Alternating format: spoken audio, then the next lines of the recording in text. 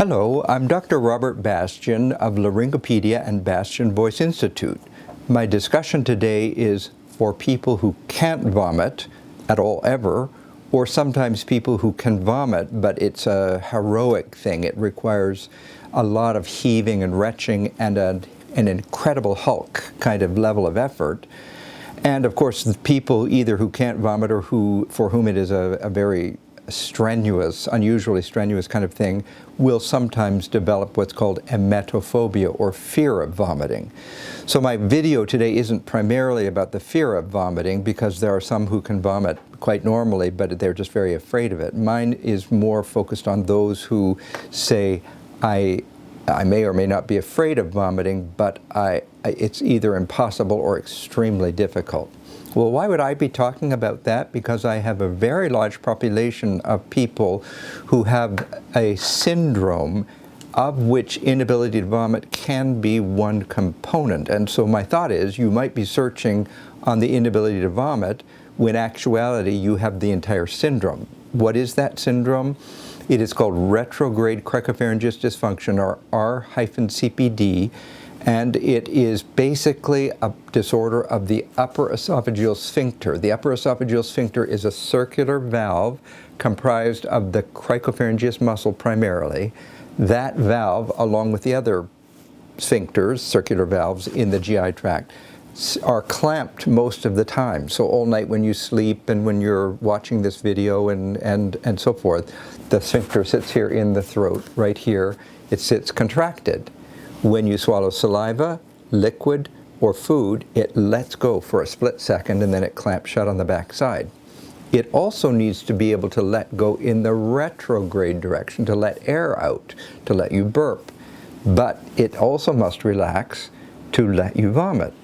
Well, if a person has the syndrome, RCPD, then the four symptoms: can't burp, gurgling noises like croaking frogs that can be socially awkward, sometimes heard several feet away or even across a room, gurgling noises, bloating, epigastric in the upper abdomen, pressure in the chest, even some have pressure in the low throat. So can't burp, gurgling, bloating in those three levels, and then finally almost everyone has flatulence, and it's usually a kind of extreme flatulence.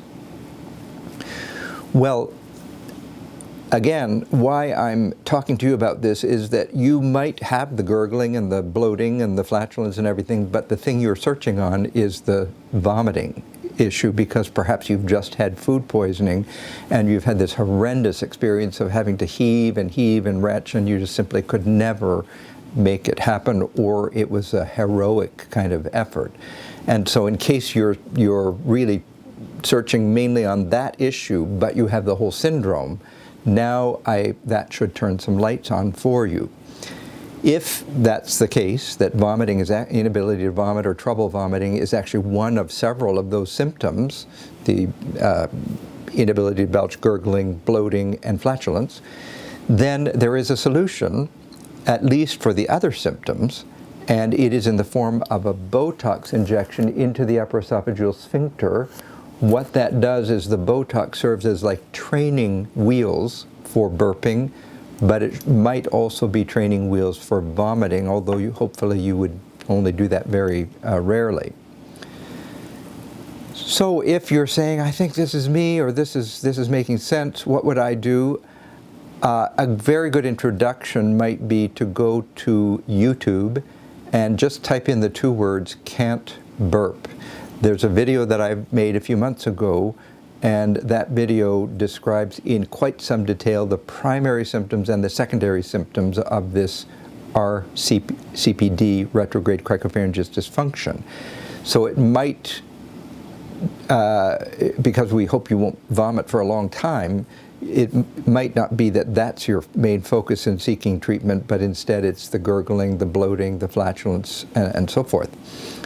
So go to YouTube, look up can't burp, and then the second place I might go is to just the regular internet, put into your browser two words, my last name Bastian, and the word belch. and up will come a peer-reviewed journal article that is also open source. It is not behind a paywall, and that will allow you to read, the syndrome and the first 51 of our over 600 patients as of July 2021. So I'm just hoping that somebody out there, the issue of inability to vomit will be the purchase point or the entry point to understanding a larger syndrome that causes severe daily misery. If that matches you, you read the article, you watch the YouTube, and there are many other things. There's a very good Reddit subreddit on this, I understand. There's even a Facebook page.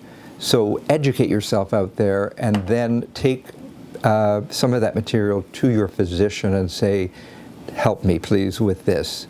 You can be relieved of all of these symptoms of the inability to burp, gurgling, bloating, flatulence. Well, thank you for listening, and all the best to you, and I'll sign off now.